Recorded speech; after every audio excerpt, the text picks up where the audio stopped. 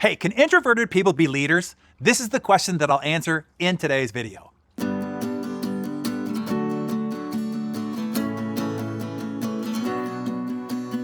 This question was submitted during one of our Ask Me Anything series. The question is from Daniel Briggs. Daniel wrote, there is a leadership position available at my company. I want to apply for it, but I'm worried I'm not a fit because I'm naturally a shy person. My question is, can you be a leader and be shy? Well, Daniel, you asked the right guy. You see, I'm a leader, been one professionally for 30 plus years, and based on results, I have to assume a pretty good one. And I am very shy.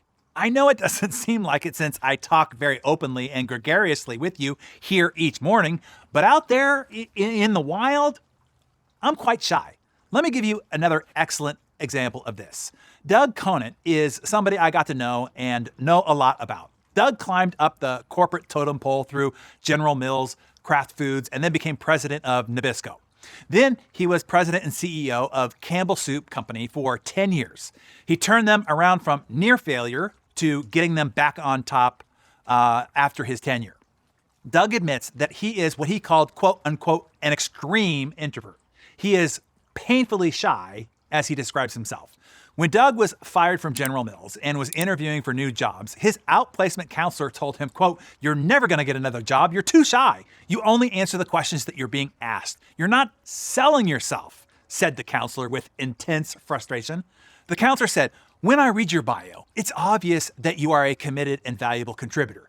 Yet you show up in a way that is so reserved and shy. You have to figure out how to stand out." Well, Doug wasn't sure what to do. He knew that his introversion was causing him to be a horrible interviewee, and he knew that there was not much that he could do about being shy. That's just who he was. But he knew he needed to do something. He knew he needed to get some help. So here's what he decided to do.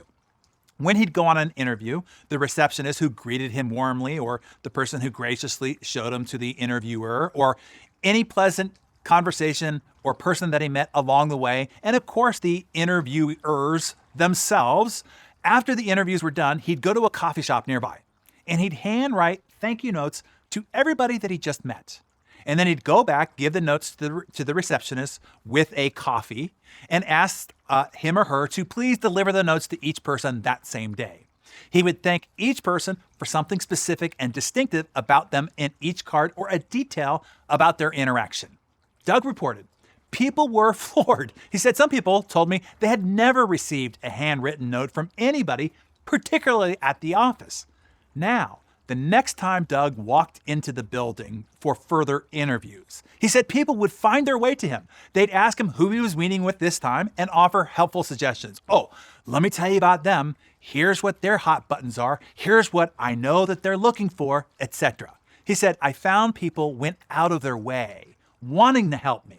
And Doug said, "I was just writing a thank you note because I really needed and I genuinely appreciated the help." This not only helped Doug get his next job, when his counselor said he'd never get one again, it continued to elevate him up all through the corporate ladder, all the way to the corner office in the sky and one of the most esteemed CEOs of our lifetime. Doug continued to write those thank you letters. He would write, this is no joke, 10 to 20 a day, 6 days a week. During his 10-year stint at Campbells alone, it's estimated that he wrote over 30,000 thank you notes. Here is why he said, most leaders are trained to look for what's not working, what's going wrong, which is understandable. That's part of their job, is to find and fix the problems. But in every organization, at any time, 8 out of 10 things are going right. But everybody's usually just focused on the 2 wrong things. No one was ever talking about what was going right, said Doug. He said, this practice of looking for what's also, not at the sacrifice of fixing problems, mind you, going right, finding contributions of real significance that were reinforcing our values and plans and acknowledging those contributions, he said, it had a profound impact on people and ultimately the performance of our organization.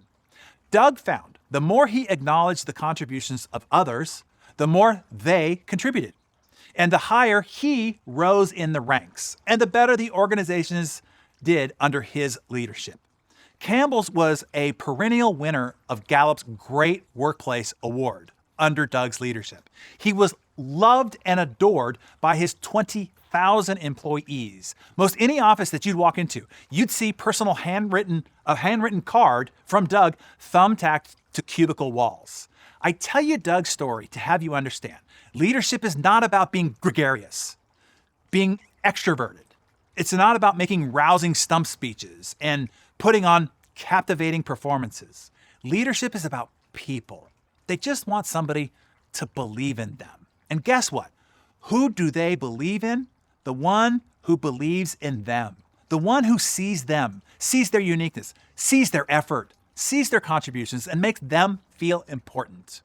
What I advise Daniel and everybody like Daniel is get into our Hero's Journey leadership development journey. Anyone can grow into a leader, no matter your personality type. You only need to know how. It is a developed skill like anything else. Having a leadership position and title and not having the proper training, I call leadership malpractice, and it can cause serious injury. I know many of us have suffered under an ill-equipped leader, manager, or boss before. In leadership, you are operating on the heart, and most attempt to do it with a hatchet, and then wonder why there's such a bloody mess around them.